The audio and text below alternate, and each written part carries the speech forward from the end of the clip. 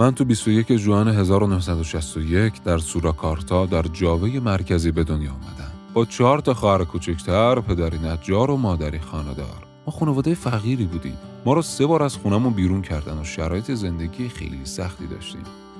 به همین دلیلم از همون زمان که ابتدایی بودم سعی می‌کردم با کارهای مختلف مثل دستفروشی و یا هر کار دیگه‌ای به خانواده‌ام کمک کنم. وقتی 12 ساله شدم تونستم در کارگاه نجاری پدرم مشغول به کار بشم. با وجود زندگی سختی که داشتیم، پدرم همیشه منو به درس خوندن تشویق می‌کرد.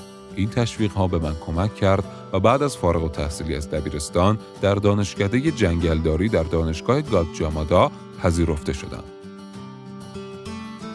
بعد از فارغ التحصیلی از دانشگاه من با یک دختر زیبا و شیرین به نام ایرینا آشنا شدم و ازدواج کردیم. ما صاحب 2 تا پسر و 1 دختر شدیم.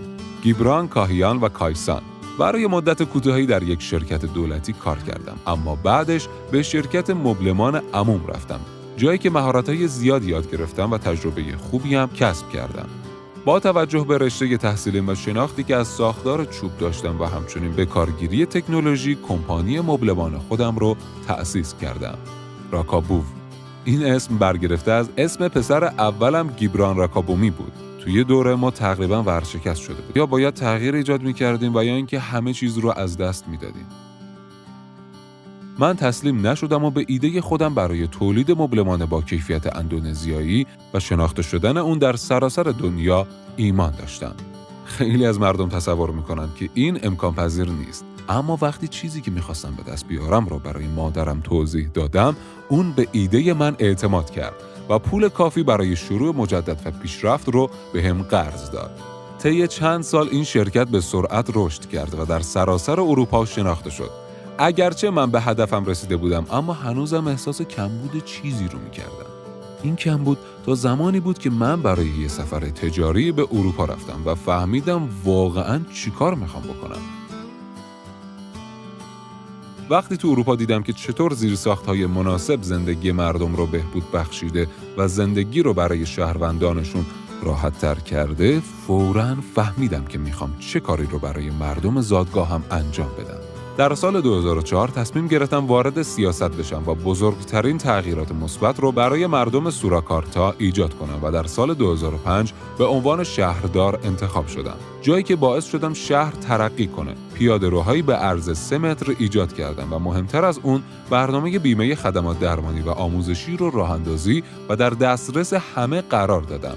تلاش‌های ما باعث ایجاد شهری تمیزتر، سازمان یافته‌تر و بهتر شد. تصمیم گرفتم همین کار را برای اندونزی‌های بیشتری انجام بدم و در مدت زمان کوتاهی به عنوان فرماندار جاکارتا انتخاب شدم. من توی خانواده سیاسی یا ثروتمند بزرگ نشدم. در زندگیم همیشه به تلاش و ایجاد تغییرات مثبت اعتقاد داشتم.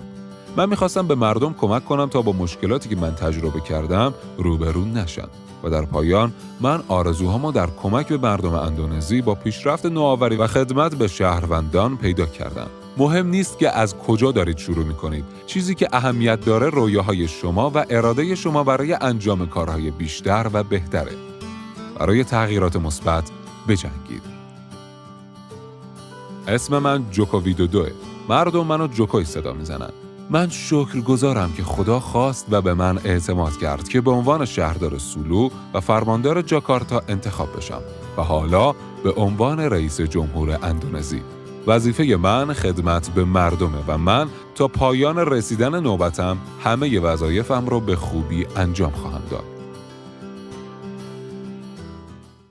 برای دیدن ویدیوهای بیشتر به وبسایت ما به آدرس zavabook.com و یا به شبکه‌های اجتماعی ما مراجعه کنید.